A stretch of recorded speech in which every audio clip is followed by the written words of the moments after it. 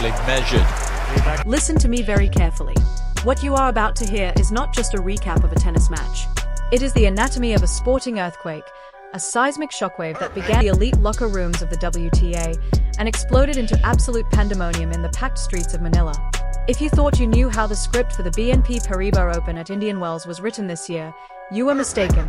Rip up the script. Throw out the predictions because the world of tennis just witnessed something truly breathtaking. We are talking about the complete destruction of an immovable force. The world number 3, the ice queen of Kazakhstan, Elena Rybakina, stepped onto the court expecting a routine win. She is the former Wimbledon champion. She is the reigning Australian Open champion. She is a 6-foot powerhouse with a serve that regularly shatters the sound barrier and crushes the spirit of her opponents. But waiting for her across the net was not just another competitor. It was a 20-year-old Filipina sensation who is no longer just knocking on the door of greatness. She is kicking it down. Alex Eala just shocked the world. And she did not do it by luck. She did it by walking into the lion's den, staring down one of the most intimidating forces in modern tennis, and systematically, ruthlessly taking her apart. To truly grasp the magnitude of what happened today, we have to rewind and set the stage to a brutal physical battle. It is a court that demands not only raw power, but elite tactical intelligence. Going into this match, the tennis purists and the odds makers had completely written Alex Eala off. They looked at the tail of the tape and laughed. On one side, you have Rybakina armed with flat, penetrating ground strokes and a first serve that feels like trying to return a missile. On the other side, you have Eala, a player who has been making a meteoric climb up the rankings, sitting at a career-high number 31, but standing noticeably shorter and relying on grit, speed, and defense. It looked like a classic mismatch. It looked like a massacre waiting to unfold. But there was an electric buzz running through the stadium before a single ball was struck because Alex Eala did not walk out there alone. You could hear it in the stands. You could feel it in the air. She had a nation behind her. Thousands of passionate Filipino fans filled the bleachers, waving flags, chanting, and creating an atmosphere that felt more like a football arena than a quiet country club tennis match. Eala feeds off that energy. While Rybakina looked completely stone-faced, almost indifferent to the spectacle, Eala was bouncing on her toes, eyes wide, absorbing the electricity of the crowd. When the first set began, the nightmare scenario for Eala seemed to unfold. Rybakina came out swinging with fierce aggression. Her first serves were routinely clocking in the high 100 teens, painting the lines with pinpoint precision. Eala could barely get her racket on the ball. Rybakina was holding her service games in under 90 seconds. It was a masterclass in first-strike tennis. And when Eala tried to serve, Rybakina stepped 2 feet inside the baseline, taking the ball absurdly early and punishing Eala's second serves with flat, devastating return winners. In the blink of an eye, Rybakina was up a double break. The commentators were already writing Eala's obituary for the tournament. The crowd grew quiet. It looked exactly like the blowout everyone predicted. Rybakina took the first set 6-3 and looked completely untouchable. But this is where the story turns. This is where a good player becomes a great one. A lesser competitor would have folded. A younger, less experienced player would have glanced at the scoreboard, looked at the giant across the net, accepted defeat, and mentally packed her bags. Not Alex Eala. Between the first and second sets, Eala did not panic. She sat in her chair, placed a towel over her head, took a deep breath, and completely rewired her strategy. She realized that trying to match Rybakina's pace was competitive suicide. Rybakina thrives on pace.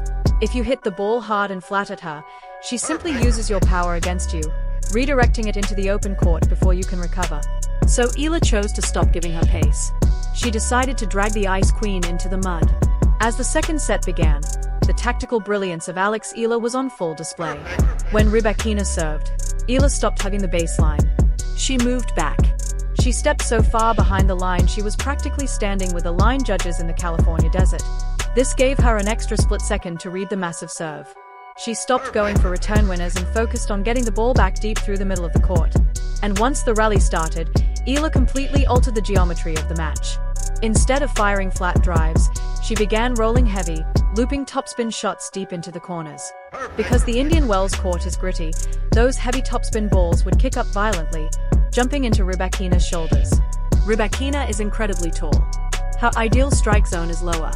When you force her to hit balls up near her neck, she cannot generate that same destructive flat power. Eala forced Rybakina to create her own pace off high, heavy balls. And suddenly the unstoppable machine began to malfunction. Rybakina started spraying forehands wide. She began netting her backhands. The frustration on the Kazakh's face became visible. But Eala did not stop there. No, she twisted the knife. Recognizing that Rybakina's forward movement is the one small crack in her armor, Eala began to use the drop shot with ruthless precision. She would pin Rybakina deep behind the baseline with a heavy topspin forehand, wait for her to plant her feet, and then slice a delicate drop shot that barely cleared the net. The crowd watched in disbelief as the world number 3 was forced to lunge, scramble, and sprint awkwardly forward again and again. The desert heat combined with those brutal sprints began to drain Rybakina's legs. The giant was breathing hard. The giant was breaking down. Eala broke Rybakina's serve early in the second set and the stadium erupted. The Filipino fans sensed blood in the water. Eala rode that surge of momentum, defending like a wall, chasing down impossible shots and pushing Rybakina into total collapse. Eala took the second set. The match was level. Then came the third set, a set of tennis that will be analyzed for years. An absolute war of attrition. Both women understood exactly what was at stake. Rybakina even took a medical timeout before the final set, stepping off court to reset and try to cool off the fiery Filipina. When she returned, she looked refreshed. She rediscovered her monstrous first serve. For the first 6 games of the decider, neither player gave an inch.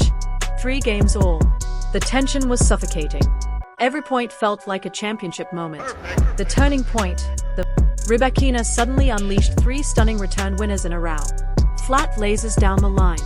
She earned a triple break point at love 40. This was it. This was the moment the world number 3 was supposed to assert her dominance, break the underdog serve, and close out the match. The stadium fell silent. But Alex Eala's nerves are made of steel. Down love 40, staring at the exit door, she played the service game of her life. First, a heavy kick serve out wide that forced an error, 15-40. Then a grueling 25-shot rally where Eala simply refused to miss, covering every inch of the baseline until Rybakina finally cracked and sent a backhand long, 30-40. And on the third break point, something unbelievable happened against one of the best returners in the world. Facing a point that could end a tournament, Alex Eala serve and volleyed. She hit a vicious slice serve out wide, sprinted to the net, and calmly punched a forehand volley into the open court. Deuce. The crowd second serves and denying Rybakina any breathing space. At 15-40, Eala had double match point on Rybakina's serve. The final rally perfectly summarized the entire battle. Rybakina, desperate, stepped in and fired a massive inside-out forehand, a shot that would have been a clean winner against almost anyone on tour. Eala was moving the wrong direction, but she scrambled, slid across the hardcourt, and launched a towering defensive lob. The ball hung in the air for what felt like forever. The entire stadium held its breath. Rybakina positioned herself underneath it, preparing for a high forehand put-away. It was the easiest shot she had all day. But the pressure, the fatigue, and the relentless resistance of Alex Eala shattered her focus. Rybakina swung and buried the ball straight into the bottom of the net. Game, set, match, Alex Eala. The moment the ball struck the net, Eala dropped her racket. She collapsed to her knees, covering her face as tears streamed down. The stadium exploded into a thunderous roar. It was a blend of shock from tennis traditionalists and overwhelming joy from the Filipino faithful, a nation in tears watching their brightest star achieve the impossible. Rybakina walked to the net, offered a brief handshake, and left the court visibly furious, while Eala remained to absorb the greatest victory of her young career. When you look at the final statistics, the story is unmistakable. Rybakina committed 54 unforced errors. 54. That is extraordinary for a player of her caliber. But they were not truly unforced. They were provoked by the relentless pressure, tactical variety, and incredible defensive wall built by Alex Eala. Eala played an exceptionally clean match, keeping her own errors low and winning nearly 60% of points on Rybakina's second serve. This win will send shockwaves through the rankings. Eala is not just knocking on the door of the top 20 anymore. She is ripping it off its hinges. More than ranking points, this match sends a chilling message to the rest of the tour. Alex Eala has proven she can step onto the biggest stages in the world, stare the most intimidating players in the eye, and outthink them, outrun them, and outlast them. For Elena Rybakina, this is a painful setback. She must return to the drawing board before the Miami Open and figure out what to do when her power game is neutralized. But today does not belong to her. Today belongs to the Philippines. Today belongs to a 20-year-old who refused to back down. Alex Eala did more than win a tennis match. She created a masterpiece of resilience. She proved that raw power can be defeated by a brilliant mind and an unbreakable spirit. The draw has opened wide for her. Now the question is no longer whether Alex Eala belongs on this stage. The question is who will be brave enough to try to stop her.